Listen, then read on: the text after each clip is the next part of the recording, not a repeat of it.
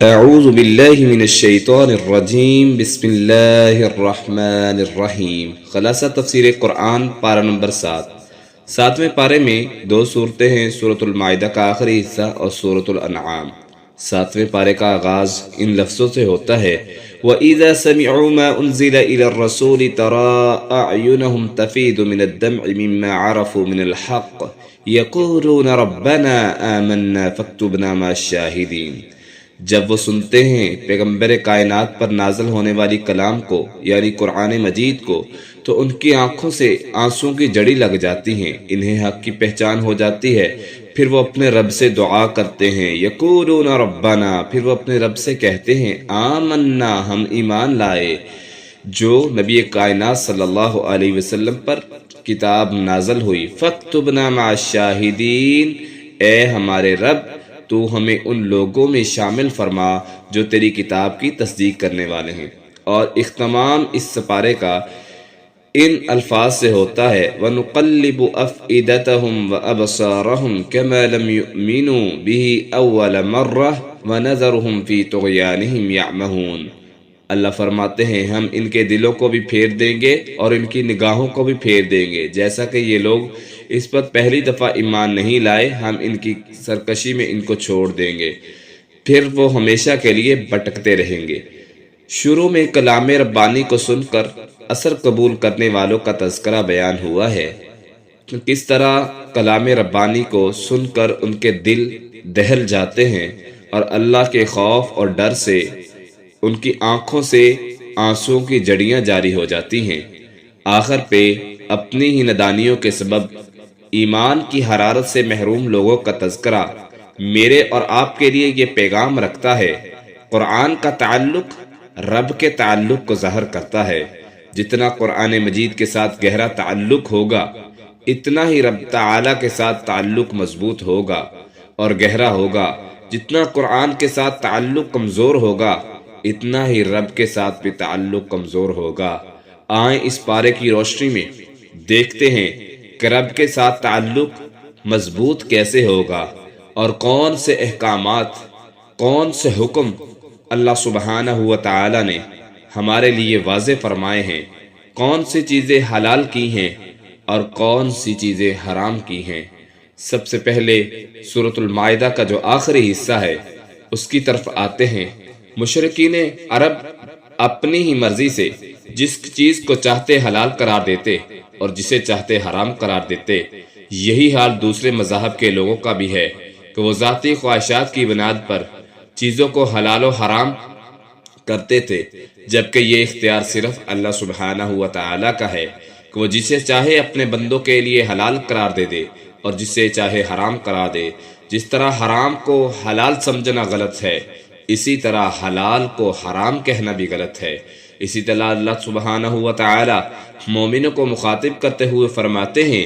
اس سورہ مبارک میں یا ایھا الذین آمنوا لا تحرموا طیبات ما احل اللہ لکم ولا تعتدوا ان اللہ لا يحب المعتدین وکلوا مما رزقکم اللہ حلالا طیبا واتقوا اللہ الذی انتم به مؤمنون۔ اے لوگو جو ایمان لائے ہو، وہ پاکیزہ چیزیں حرام مت ٹھہراؤ جو اللہ نے تمہارے لیے حلال کی ہیں، اور حد سے تجاوز نہ کرو، بے شک اللہ حد سے بڑھنے والوں سے محبت نہیں کرتا۔ اللہ تعالیٰ نے تمہیں جو کچھ دیا ہے اس میں سے حلال طیب کھاؤ اور اللہ سے ڈرتے رہو جس پر تم ایمان رکھنے والے ہو۔ اسی طرح اس سورہ مبارک میں اللہ سبحانہ و تعالیٰ نے قسم توڑنے والوں کا کفارہ بیان کیا ہے۔ اللہ کی قسم اٹھانا یہ دراصل ان کی عظمت کا اعتراف ہوتا ہے، اس لیے مسلمانوں کو چاہیے کہ اگر وہ اللہ کی قسم اٹھائیں تو اسے پورا کریں، لیکن اس کا یہ معنی بھی نہیں کہ قسم اٹھانے کی وجہ سے مسلمان کا کوئی نقصان ہو جائے کہ اب قسم اٹھائی ہے اسے پورا کرنا لازم ہے۔ اللہ تعالیٰ نے اپنے بندوں پر رحم کرتے ہوئے نقصان سے بچنے کے لیے قسم کو توڑنے کی اجازت دی ہے، لیکن اپنی عظمت کو برقرار رکھنے کے لیے قسم توڑنے کا کفارہ مقرر کیا ہے۔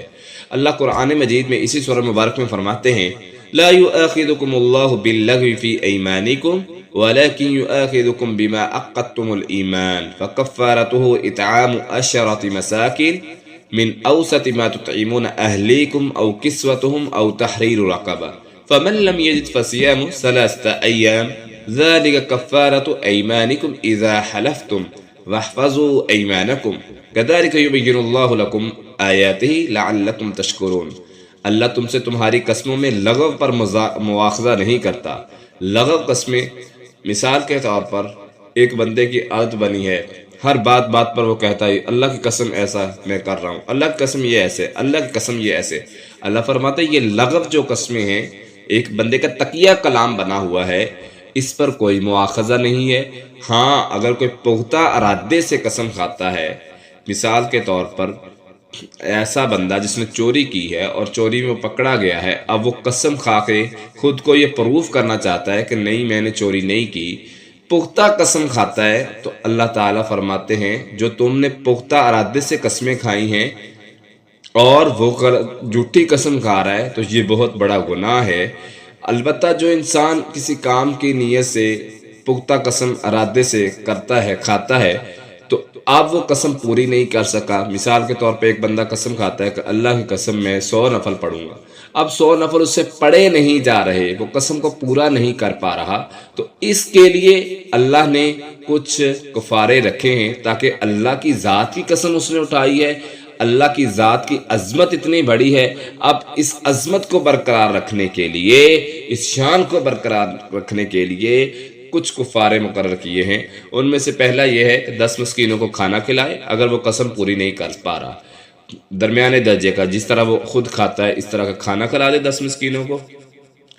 یا پھر وہ کپڑے پہنا دے، یا پھر کسی غلام کو آزاد کروا دے،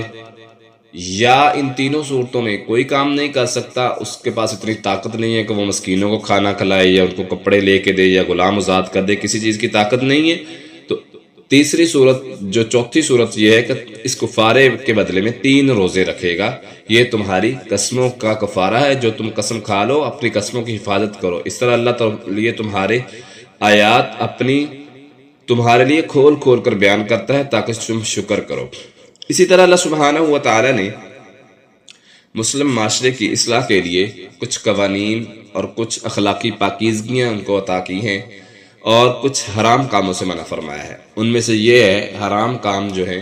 شراب، جوا اور تیروں سے قسمت معلوم کرنا شیطانی اعمال ہیں اور گندگی ہے یہ، لہٰذا یہ حرام ہے۔ اللہ تعالیٰ فرماتے ہیں یا ایھا الذین آمنوا انما الخمر والمیسر والانصاب والازلام رجس من عمل الشیطان فاجتنبوہ لعلکم تفلحون، اے لوگو جو ایمان لائے ہو، شراب اور جوا اور شرک کے لیے نصب کردہ چیزیں اور فال کے ساتھ، یعنی جو تیر نکالتے تھے کہ تیر نکال کر دیکھتے تھے کہ یہ میرے لیے کام صحیح ہے، فال نکالتے تھے، تو اللہ تعالیٰ فرماتا ہے یہ شیطانی کام ہے، سو اس سے بچو، اس سے بچو گے تو تم فلاح پاؤ گے۔ شیطان تو یہی چاہتا ہے کہ شراب اور جوئے کے ذریعے تمہارے درمیان دشمنی اور بغض ڈالے اور تمہیں اللہ کے ذکر سے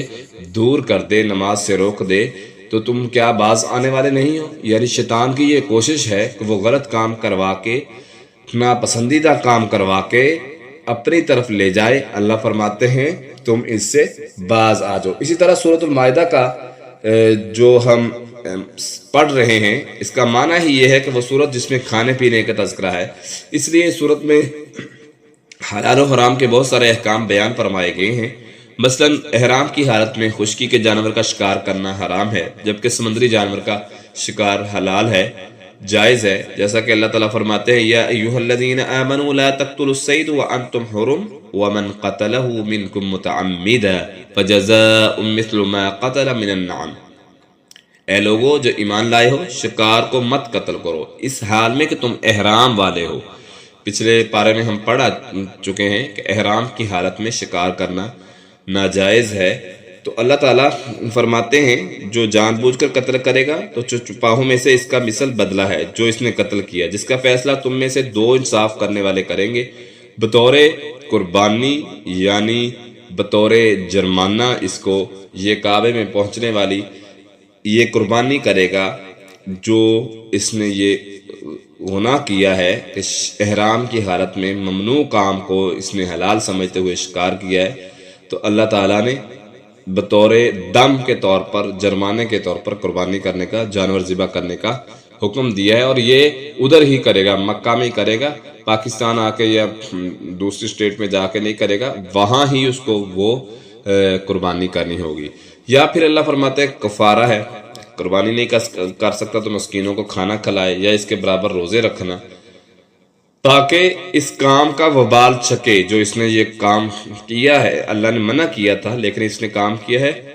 یہ سزا کے طور پر اللہ تعالیٰ فرماتے ہیں یہ جب قربانی کرے گا تو اللہ تعالیٰ اسے معاف کر دے گا جو گزر چکا، اور جو دوبارہ کرے تو اس سے انتقام لیا جائے گا۔ اللہ سب پر غالب ہے، بڑا انتقام والا ہے۔ اسی طرح اللہ تعالیٰ نے فرمایا تمہارے لیے سمندر کا شکار حلال کر دیا گیا، اس کا کھانا بھی، اس حال میں کہ تمہارے لیے سامان زندگی اور قافلے کے لیے، اور تم پر خشکی کا شکار حرام کر دیا گیا جب تک تم احرام والے رہو، اللہ سے ڈرو۔ یعنی حالت احرام نے کوئی ایسا کام نہیں کرنا کہ حالت احرام میں احرام پہنا ہوا ہے اور آپ نے شکار نہیں کرنا، اللہ سے ڈرنا ہے۔ حالت احرام میں اور بھی بہت سے ممنوع کام ہیں، مثال کے طور پر انسان جو ہے اپنے بالوں کو کاٹے، اپنے بالوں کو کھینچے یا ناخن توڑ بیٹھے، خوشبو کا استعمال، دیگر چیزیں احادیث میں ملتی ہیں کہ جو حالت احرام میں ناجائز ہیں، اس لیے احرام کی حالت میں ان تمام کاموں سے بچنا چاہیے۔ اسی طرح اللہ سبحانہ و تعالیٰ نے اس پارہ مبارک میں مشرکین کے جرائم اور ان سے بحث کی ہے کہ جو جرم کرتے ہیں ان کا تذکرہ کیا ہے۔ مشرکین نے مکہ اللہ تعالیٰ کا عطا کردہ مال بتوں کے نام پر چڑھاتے تھے، تو اللہ تعالیٰ نے فرمایا ہے کہ یہ لوگوں کی عقلوں کو کیا ہو گیا ہے، وَأَكْثَرُهُمْ لَا يَعْقِلُونَ، ان میں سے اکثر تو عقل ہی نہیں رکھتے کہ مال اللہ نے دیا ہے، صحت اللہ نے دی ہے، اور لوگ کیا کرتے ہیں کہ مال اللہ کا دیا ہوا مال ہی اللہ کے غیر کے نام پر جو ہے وہ چڑھاتے ہیں، نظریں چڑھاتے ہیں۔ اللہ تعالیٰ فرماتے ہیں مَا جَعَلَ اللَّهُ مِن بَحِيرَةٍ وَلَا صَائِبَةٍ وَلَا وَصِيلَةٍ وَلَا حَامٍ وَلَكِنَّ الَّذِينَ كَفَرُوا يَفْتَرُونَ عَلَى اللَّهِ الْكَذِبَ، یہ ایسے لوگ ہیں جو غیر اللہ کے نام پر قربانیاں کرتے ہیں اور کہتے ہیں اونٹنی جو ہے یہ اللہ کی ہے، اور اسی طرح مختلف قسم کے جانوروں کے خود ہی نام رکھ کے غیر اللہ کے نام پہ تقسیم کرتے ہیں، غیر اللہ کے نام پر ذبح کرتے ہیں۔ اللہ فرماتے ہیں یہ وہ لوگ ہیں جو اللہ پر جھوٹ باندھتے ہیں اور کفر کرتے ہیں، اللہ کا انکار کرتے ہیں۔ جب ان سے کہا جاتا ہے آؤ اس کی طرف جو اللہ نے نازل کیا اور رسول کی طرف، تو وہ کہتے ہیں ہمیں وہی کافی ہے جس پر ہم نے اپنے آباء و اجداد کو پایا ہے۔ اکثر ہمارے معاشرے میں بھی دیکھا جائے تو اگر کسی کی اصلاح کرنا مقصود ہو، اس کو کہا جائے قرآن میں ایسا ہے، تو وہ آگے سے جواب دیتا ہے جی ہمارے بڑے تو ایسے کرتے ہیں۔ بڑے ہمارے لیے حجت نہیں ہیں، بڑے ہمارے لیے دلیل نہیں ہیں،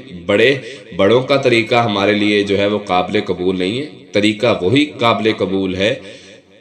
جس پر اللہ اور اس کے رسول کی مہر لگی ہو، جو اللہ نے حکم دیا ہے اس پر عمل کرنا چاہیے۔ بڑوں کو لے کر مشرکین مکہ بھی یہی کہتے تھے کہ ہمارے بڑے ایسے کرتے آئے ہیں لہٰذا ہم اپنے دین سے ہٹیں گے نہیں۔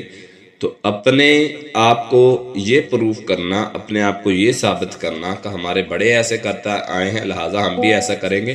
تو یہ اپنے ساتھ ظلم و زیادتی کر رہے ہیں۔ خیر خواہی اسی میں ہے، خیر اسی میں ہے، دین کو فالو کیا جائے اور اللہ اور اس کے رسول کے احکامات پر عمل کیا جائے۔ اسی طرح سورۃ الانعام دوسری سورہ مبارکہ شروع ہو رہی ہے۔ سورۃ الانعام مکی سورت ہے، یہ رسول اللہ صلی اللہ علیہ وسلم کے مکہ میں قیام کے آخری دور میں نازل ہوئی۔ اس میں رسول اللہ صلی اللہ علیہ وسلم کی 13 سالہ دعوت کا خلاصہ بیان کیا گیا۔ اس صورت میں مشرکین مکہ کے خلاف حتمی فرد جرم عائد کی گئی، ان کے شرک کی مختلف صورتیں بیان کی گئی اور توحید کی مختلف اقسام بیان کی گئی، مشرکین کے اعتراضات اور ان کا جواب دیا گیا۔ پچھلی صورتوں میں بنی اسرائیل کے جرائم کا تذکرہ کر کے بتایا گیا کہ ان سے امامت عالم کا منصب ان جرائم کے سبب چھینا گیا اور بنی اسماعیل کو یہ منصب عطا کیا گیا۔ تو بنی اسماعیل میں تو صرف حضرت محمد صلی اللہ علیہ وسلم ہی نہیں، قریش مکہ آتے تھے، وہ سمجھتے تھے کہ ہم ابراہیم کے دین کے وارث ہیں۔ اس صورت میں ان کے جرائم کا تذکرہ کیا گیا اور بتایا گیا کہ اگرچہ وہ بنی اسماعیل سے تعلق رکھتے ہیں مشرکین مکہ، لیکن انہوں نے ابراہیم کا دین چھوڑ دیا ہے اور شرک جیسا کبھی ترین جرم کا ارتکاب کیا ہے، اس لیے وہ اس منصب سے خارج کر دیے گئے ہیں۔ اللہ تعالیٰ نے شروع میں اپنا تعارف کروایا ہے، سورت کے آغاز میں اللہ کی تعریف بیان کی گئی ہے۔ الحمدللہ الذی خلق السماوات والارض وجعل الظلمات والنور ثم الذین کفروا بربهم یعدلون هو الذی خلقکم من طیر ثم قضى اجلا واجل مسمى عنده ثم انتم تمترون۔ سب تعریفیں اللہ کے لیے جس نے آسمانوں اور زمین کو پیدا کیا اور اندھیروں سے روشنی کو بنایا۔ پھر وہی لوگ جنہوں نے کفر کیا اپنے رب کے ساتھ برابر ٹھہراتے ہیں، یعنی اللہ کے ساتھ شرک کرتے ہیں۔ وہی جس نے تمہیں مٹی سے پیدا کیا، پھر ایک مدت مقرر کی اور ایک اور مدت اس کے ہاں مقرر ہے، پھر بھی تم شک کرتے ہو۔ یعنی شروع میں اللہ نے تعارف کروایا ہے کہ کون ہے وہ ذات جس نے آسمانوں کو بنایا ہے، زمین کو پانی پر بچھایا ہے، اندھیروں سے روشنی یعنی دن سے رات سے دن کو طلوع کرتا ہے، نکالتا ہے، اور دن سے جو ہے وہ رات کو لاتا ہے۔ وہ ساری چیزیں دیکھتے تھے لیکن پھر بھی لوگ انکار کرتے تھے۔ اللہ فرماتے ہیں میں نے تمہیں پیدا کیا مٹی سے، اور یہ ایک مقررہ وقت تھا کہ جب تمہارا ٹائم لکھا ہوا تھا کہ اس وقت کو یہ پیدا ہوگا۔ اللہ فرماتے ہیں اسی طرح تم مقررہ وقت پر اٹھائے جاؤ گے، فوت کیے جاؤ گے، لیکن پھر بھی کچھ لوگ شک کرتے ہیں، وہ مانتے نہیں ہیں اس بات کو۔ اسی طرح اللہ سبحانہ و تعالی نے مشرکین مکہ کے جرائم کی فہرست بیان کر دی۔ مشرکین مکہ اللہ کے احکام کو ماننے کی بجائے ان سے منہ پھیرتے تھے اور حق کو جھٹلاتے تھے۔ ان سے پہلے ان سے طاقتور ترین لوگوں کو انہی جرائم کی وجہ سے ہلاک کیا گیا تھا۔ اللہ فرماتے ہیں أَلَمْ يَرَوْا كَمْ أَهْلَكْنَا مِنْ قَبْلِهِمْ مِنْ قَرْنٍ مَكَّنَّاهُمْ فِي الْأَرْضِ، کیا انہوں نے نہیں دیکھا ہم نے ان سے پہلے کتنے زمانے کے لوگوں کو ہلاک کر دیا جنہیں ہم نے اس زمین میں وہ اقتدار دیے تھے جو تمہیں نہیں دیے۔ پھر ہم نے ان پر موسلادھار بارش برسائی، ہم نے نہریں بنائی ان کے لیے جو ان کے نیچے سے بہتی تھی، پھر ہم نے ان کے گناہوں کی وجہ سے اللہ کہتے ہیں ہلاک کر دیے، اور ان کے بعد دوسرے زمانوں کے لوگ پیدا کر دیے۔ یہ قرآن مجید کو جادو سمجھتے تھے، اگر کتاب ان کے ہاتھ میں پکڑا دی جائے تب بھی اسے یہ جادو قرار دیں گے اور ماننے سے انکار کر دیں گے۔ اللہ تعالیٰ نے مشرکین مکہ اور مشرکین کے گناہ اللہ تعالیٰ بیان فرما رہے ہیں کہ ان کے سامنے قرآن کو، کتاب کو ان کے ہاتھوں میں بھی پکڑا دی جائے تب بھی یہ کہیں گے کہ یہ تو جادو ہے۔ وَلَوْ نَزَّلْنَا عَلَيْكَ كِتَابًا فِي قِرْطَاسٍ فَلَمَسُوهُ بِأَيْدِيهِمْ لَقَالَ الَّذِينَ كَفَرُوا إِنْ هَذَا إِلَّا سِحْرٌ مُبِينٌ، اگر ہم ان پر کاغذ میں لکھی ہوئی کوئی چیز اتارتے پھر وہ اسے اپنے ہاتھوں سے چھوتے تو یقیناً وہ لوگ جنہوں نے کفر کیا یہی کہتے یہ تو کھلے جادو کے سوا کچھ نہیں۔ یہ کہتے ہیں کہ اگر محمد صلی اللہ علیہ وسلم واقعی اللہ کے نبی ہیں تو ان کے ساتھ فرشتے ہونا چاہیے۔ یہ مشرکین مکہ کی سوچ اس قدر جو ہے گر چکی تھی۔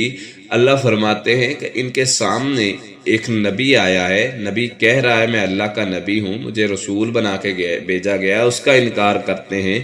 پھر اللہ فرماتے ہیں کہ اگر یہ کتاب ان کے ہاتھوں میں پکڑا دی جائے، ان کی ہڈ درمی دیکھیں کس قدر یہ عداوت اور دشمنی میں گر چکے ہیں، پھر بھی یہ ماننے کے لیے تیار نہیں ہوتے، پھر بھی یہ نہیں مانیں گے اگرچہ ان کے کتاب ان کے سامنے نازل ہو جائے۔ اسی طرح اللہ فرماتے ہیں کہ یہ محمد صلی اللہ علیہ وسلم کو کہتے ہیں کہ ان کے ساتھ فرشتے ہونے چاہیے۔ یہ کیا ہے؟ وَقَالُوا لَوْلَا أُنزِلَ عَلَيْهِ مَلَكٌ، اور انہوں نے کہا اس پر کوئی فرشتہ کیوں نہیں اتارا گیا؟ اگر ہم کوئی فرشتہ اتارتے تو ضرور کام تمام کر دیا جاتا، پھر انہیں مہلت نہ دی جاتی، جیسا کہ پہلی امتوں کو اللہ تعالیٰ نے رسولوں کو بنا کر بھیجا۔ انہوں نے کہا کہ جی ہمیں معجزے چاہیے، ہمیں دلیل چاہیے، کوئی ایسی انوکھی چیز ہو جس کو دیکھ کر ہم تسلیم کر لیں تو واقعی سچا نبی ہے۔ تو اسی طرح نبی کریم صلی اللہ علیہ وسلم کو مکہ والوں نے کہا، مشرکین مکہ نے کہا، اللہ فرماتے ہیں کہ جس طرح یہ کہہ رہے ہیں کہ فرشتہ نازل ہو، تو جب فرشتہ اتر آئے گا پھر بھی نہیں مانیں گے تو پھر اللہ فرماتے ہیں ہم ایسے لوگوں کو مہلت نہیں دیتے، یعنی جو معجزے مانگنے کے بعد معجزوں کا انکار کر دیتے ہیں پھر ایسی لوگوں پر اللہ کا عذاب آتا ہے۔ اسی طرح اللہ تعالیٰ نے ان کے اور بھی گناہ بیان فرمائے ہیں۔ یہ لوگ اللہ کے انبیاء کا مذاق اڑاتے ہیں تو انہیں یاد رکھنا چاہیے یہ مذاق انہیں گھیر لے گا۔ اللہ فرماتے ہیں وَلَقَدِ اسْتُهْزِئَ بِرُسُلٍ مِّن قَبْلِكَ فَحَاقَ بِالَّذِينَ سَخِرُوا مِنْهُم مَّا كَانُوا بِهِ يَسْتَهْزِئُونَ۔ بلا شبہ یقیناً تجھ سے پہلے کئی رسولوں کا مذاق اڑایا گیا تو ان لوگوں کو جنہوں نے ان میں سے مذاق اڑایا تھا اسی چیز نے گھیر لیا جس کا وہ مذاق اڑاتے تھے، یعنی مذاق کی وجہ سے نبیوں کا وہ مذاق اڑاتے تھے اور اللہ نے اس مذاق کی وجہ سے ان کو عذاب میں مبتلا کر دیا۔ اچانک عذاب آیا اور یہ اس عذاب میں دنسا دیے گئے۔ یہ لوگ آخرت کا انکار کرتے ہیں۔ فرمایا قُل لِّمَن مَّا فِي السَّمَاوَاتِ وَالْأَرْضِ قُلِ اللَّهُ كَتَبَ عَلَىٰ نَفْسِهِ الرَّحْمَةَ لَيَجْمَعَنَّكُمْ إِلَىٰ يَوْمِ الْقِيَامَةِ لَا رَيْبَ فِيهِ الَّذِينَ خَسِرُوا أَنفُسَهُمْ فَهُمْ لَا يُؤْمِنُونَ۔ کس کا ہے آسمان جو کچھ آسمانوں میں ہے، یعنی نبی کریم صلی اللہ علیہ وسلم کو کہا جا رہا ہے کہ آپ ان سے سوال کیجئے جو زمین و آسمان میں کس کا ہے، تو وہ جواب میں دیں گے اللہ کا ہے۔ اللہ تعالیٰ فرماتے ہیں آپ تعارف کروائیے جو کچھ زمین و آسمان میں ہے وہ اللہ کا ہے، اس نے اپنے آپ پر رحم کرنا لکھ دیا ہے، یعنی اللہ کی رحمت کی بدولت تھی آج لوگ جو ہے اس کے عذاب سے بچے ہوئے ہیں، ورنہ اللہ فرماتے ہیں جس طرح کے لوگوں کے گناہ ہیں ہم اعمال کی طرف دیکھیں تو ہم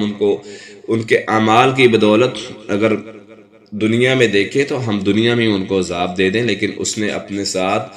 رحمت لکھ لیا ہے، رحمان ہے، وہ رحم کرنے والا ہے۔ اللہ فرماتے ہیں لَيَجْمَعَنَّكُمْ إِلَىٰ يَوْمِ الْقِيَامَةِ لَا رَيْبَ فِيهِ، البتہ قیامت کے دن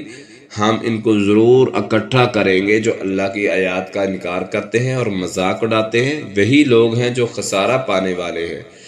یہ لوگ جو ایمان نہیں لاتے تو یہ خسارہ پانے والے ہیں اور قیامت کے دن ذلت و رسوائی ان کا مقدر بنے گی اور یہ لوگ آگ میں ڈالے جائیں گے۔ اللہ تعالیٰ فرماتے ہیں اسی سورہ مبارک میں قیامت کے دن ان کی حالت کیا ہوگی۔ وَلَوْ تَرَىٰ إِذْ وُقِفُوا عَلَى النَّارِ فَقَالُوا يَا لَيْتَنَا نُرَدُّ وَلَا نُكَذِّبُ بِآيَاتِ رَبِّنَا وَنَكُونَ مِنَ الْمُؤْمِنِينَ۔ جب یہ آگ کے پاس کھڑے ہوں گے، آگ میں ڈالے جائیں گے تو کہیں گے ہائے کاش، یا لیتنا، ہائے کاش ہم واپس بھیج دیے جائیں اور اپنے رب کی آیات کو نہ جھٹلائیں اور ایمان والوں میں سے ہو جائیں، بلکہ ان کے لیے ظاہر ہوگا جو وہ اس سے پہلے چھپاتے تھے۔ اگر انہیں واپس بھیج دیا جائے تو ضرور پھر وہی کریں گے۔ اللہ کہتے ہیں یہ اپنی ہٹ درمیوں سے باز نہیں آئیں گے۔ ابھی جب قیامت کو دیکھ رہے ہوں گے اور آگ کو سامنے دیکھ رہے ہوں گے تو کہیں گے ہائے کاش ہم دوبارہ لوٹا دیے جائیں۔ اللہ کہتے ہیں ان کو دوبارہ بھی زندگی دے دی جائے، یہ اپنے حرکتوں سے باز نہیں آئیں گے۔ اللہ تعالیٰ فرمائیں گے کہ ہمارے رسول نہیں آئے تھے، تمہارے پاس کتابیں نہیں آئی تھی، تم نے ان کا انکار کیا، اب چکھو عذاب اس کے بدلے جو تم کفر کیا کرتے تھے۔ اسی طرح اللہ سبحانہ و تعالی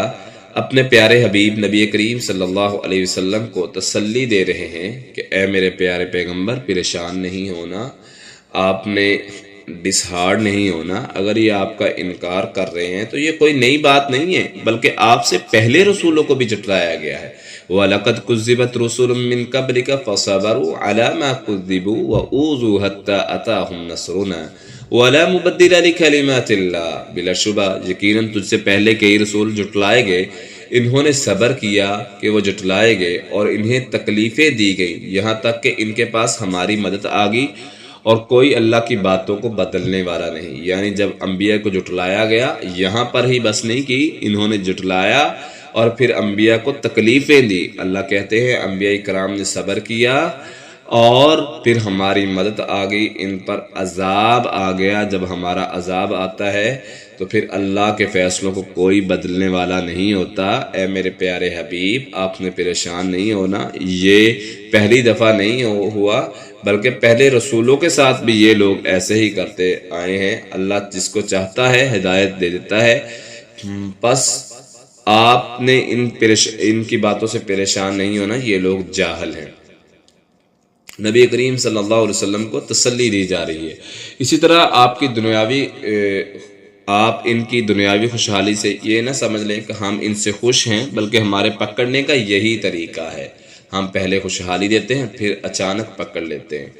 تو اس آیت مبارکہ میں ہمارے لیے بھی سبق ہے کہ بہت سے لوگ ایسے ہوتے ہیں جو باغی ہیں، سرکش ہیں اور دین سے بغاوت کرنے والے دین سے دور ہیں، لیکن ان پر نعمتوں کی فراوانی ہوتی ہے، بڑی ان کی لائف جو ہے سیٹل ہوتی ہے، خوشحال ہوتی ہے۔ تو اللہ تعالیٰ فرما رہے ہیں کہ فَلَمَّا نَسُوا مَا ذُكِّرُوا بِهِ فَتَحْنَا عَلَيْهِمْ أَبْوَابَ كُلِّ شَيْءٍ، پھر جب وہ اس کو بھول گئے جس کی انہیں نصیحت کی گئی تھی تو ہم نے ان پر ہر چیز کے دروازے کھول دیے۔ یعنی وہ کتاب اللہ کو بھول گئے، رسول اللہ صلی اللہ علیہ وسلم کو بھول گئے، آپ کے فرامین کا ان کو انکار کیا، کتاب اللہ کا انکار کیا، تو اللہ فرماتے ہیں پھر ہم نے کیا کیا، دنیا میں ہم نے ان کو ان کا حصہ دینا چاہا، ہر چیز کے دروازے کھول دیے، جہاں تک کہ جب وہ ان چیزوں کے ساتھ خوش ہو گئے جو انہیں دی گئی تھی، ہم نے انہیں اچانک پکڑ لیا، تو اچانک وہ نا امید تھے تو ان لوگوں کی جڑ کاٹ دی جنہوں نے ظلم کیا تھا۔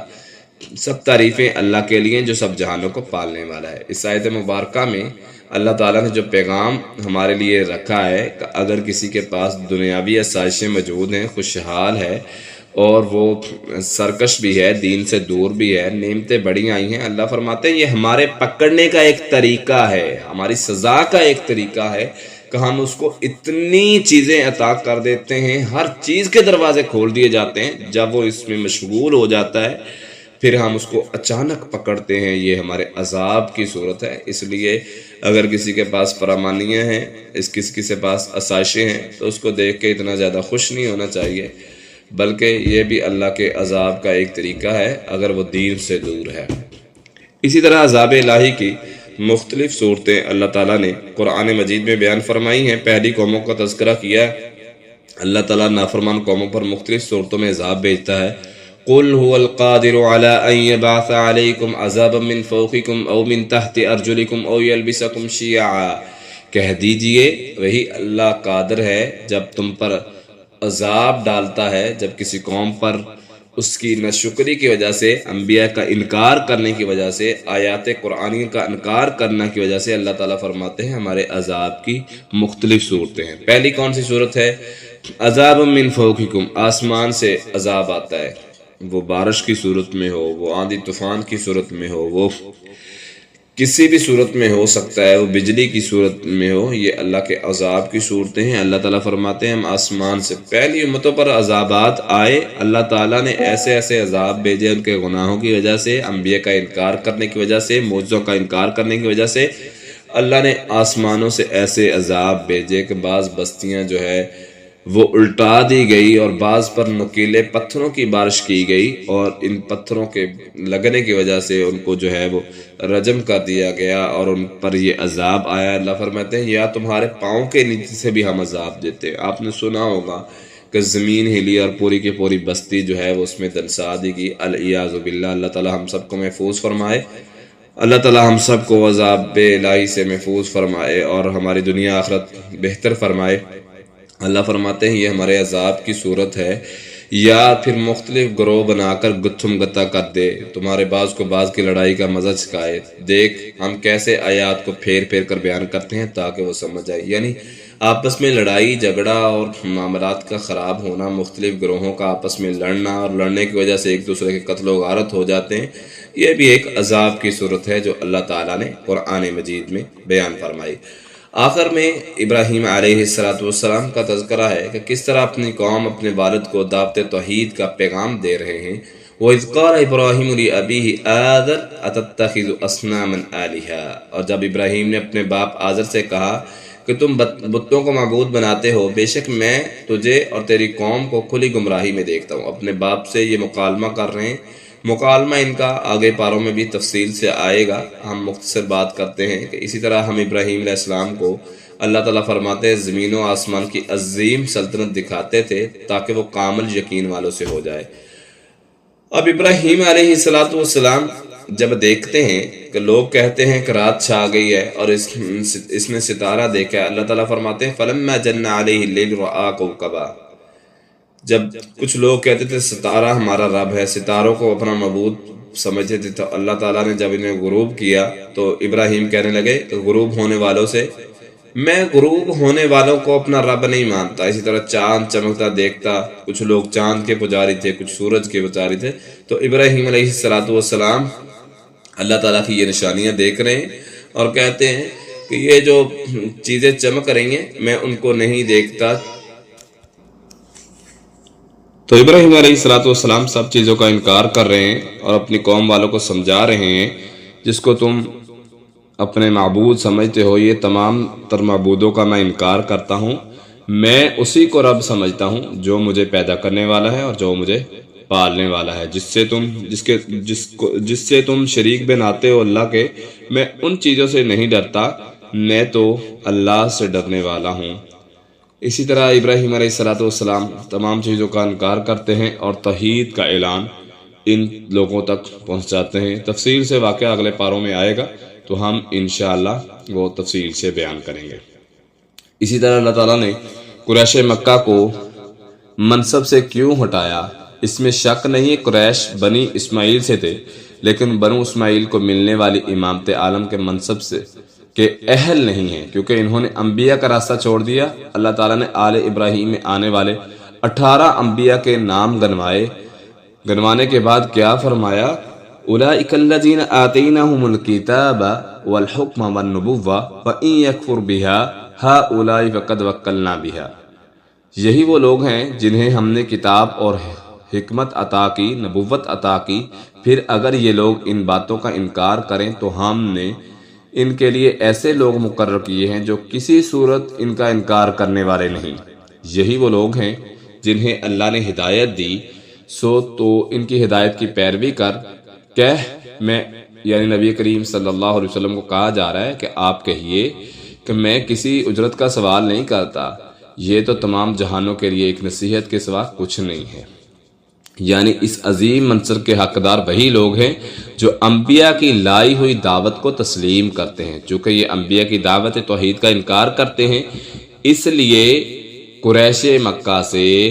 منصب چھین لیا گیا۔ آپ کو بھی یہی منصب اس صورت میں مل سکتا ہے کہ آپ سابقہ انبیاء کے راستے پر چلیں۔ اسی طرح مشرکین مکہ جنوں کو اللہ کا شریک قرار دیتے اور فرشتوں کو اللہ کی بیٹیاں سمجھتے، اللہ تعالیٰ نے اس چیز کا بھی رد کیا ہے، انکار کیا ہے، مشرکینوں کا جواب دیا ہے کہ جب وہ کہتے تھے وَجَعَلُوا لِلَّهِ شُرَكَاءَ الْجِنَّ وَخَلَقَهُمْ وَخَرَقُوا لَهُ بَنِينَ وَبَنَاتٍ بِغَيْرِ عِلْمٍ سُبْحَانَهُ وَتَعَالَى عَمَّا يَصِفُونَ، انہوں نے جنوں کو اللہ کا شریک بنا دیا۔ اللہ تعالیٰ نے ان کا انکار کیا اور اپنا تعارف بھی کروایا کہ یہ جو جنوں کو اور فرشتوں کو اللہ کی بیٹیاں اور بیٹے کہتے ہیں، وہ اللہ تو پاک ہے اور بلند و بالا ہے اس سے جو یہ چیزیں بیان کرتے ہیں۔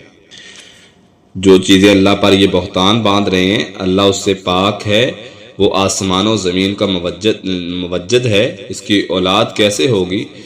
جبکہ اس کی کوئی بیوی بھی نہیں۔ اللہ تعالیٰ نے سورۃ اخلاص میں بھی اپنا تعارف کروایا ہے اور یہاں بھی اللہ تعالیٰ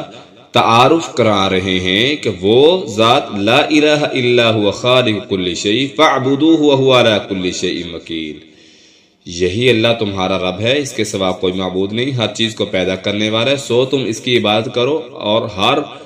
چیز پر وہ نگہبان ہے۔ اور اللہ تعالیٰ نے تمہاری طرف بہت سی نشانیاں بھیجی ہیں، پھر جس نے دیکھ لیا تو اس کی جان کے لیے فائدہ مند ہے، اور جو اندھا رہا تو اسی پر ہے۔ لا تدرکہ الابصار وہو یدرک الابصار، وہ اللہ تو وہ ذات ہے کہ جس نے ہر چیز کا احاطہ کیا ہوا ہے، وہ ہر چیز کو دیکھ سکتا ہے، وہ بریک سے بریک چیز کی خبر رکھنے والا ہے۔ اللہ تعالیٰ فرماتے ہیں کہ تم اللہ کی نشانیوں کو دیکھو جو اس نے تمہاری طرف بھیجی ہیں اور اس کی آیات کا انکار نہ کرو۔ جو آیات کا انکار کرتا ہے، جو اندھا رہا یعنی آیات سے قرآن آیات کا انکار کر کے اندھا رہا، اللہ تعالیٰ فرماتے ہیں تو ایسے شخص پر کوئی محافظ نہیں۔ اے میرے نبی، تم بھی اس شخص کو ہدایت نہیں دے سکتے جس کو اللہ ہدایت نہ دے، یعنی ان کی ہٹ درمیوں کی وجہ سے، ان کے انکار کی وجہ سے یہ لوگ ہدایت سے محروم کر دیے گئے۔ آخری حصے میں اللہ تعالیٰ نے ایک پیغام دیا ہے مشرکین کے جھوٹے معبودوں کو گالی دینے کی ممانعت۔ مشرکین جن کو اللہ کا شریک بناتے تھے، اس میں کوئی شک نہیں کہ وہ سب جھوٹے ہیں، اس کے باوجود مسلمانوں کو چاہیے کہ انہیں چڑھانے کے لیے ان کے جھوٹے معبودوں کو گالی نہ دیں۔ وَلَا تَسُبُّوا الَّذِينَ يَدْعُونَ مِن دُونِ اللَّهِ فَيَسُبُّوا اللَّهَ عَدْوًا بِغَيْرِ عِلْمٍ، اللہ تعالیٰ فرماتے ہیں کہ یہ لوگ ان کے شریکوں کو، یہ جو مشرکین ہیں، ان کے شریکوں کو گالی نہ دو. کیوں؟ کیونکہ وہ زیادتی کرتے ہوئے پھر نہ جانتے ہوئے اللہ کو گالی دیں گے. اس طرح ہم نے ہر امت کے لیے ان کے عمل کو مزین کر دیا،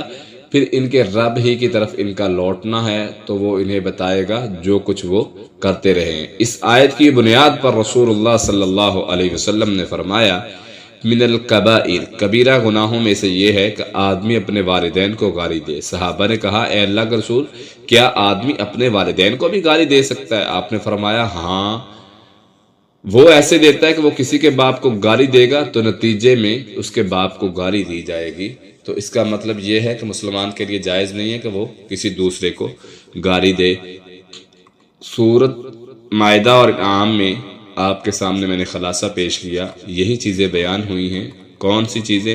جن سے اللہ نے منع کیا ہے، اور کون سی ایسی چیزیں جس کو اللہ تعالیٰ نے ہمارے لیے حلال کیا ہے. تو حلال کو حرام کر دینا یہ بھی جائز نہیں ہے، اور حرام کو اپنے اوپر حلال کر کے سمجھنا اور حلال کر کے کہ یہ میرے لیے حلال ہے، یہ بھی جائز نہیں ہے. الہ العالمین ہم سب کو سمجھ کر عمل کرنے کی توفیق عطا فرمائے.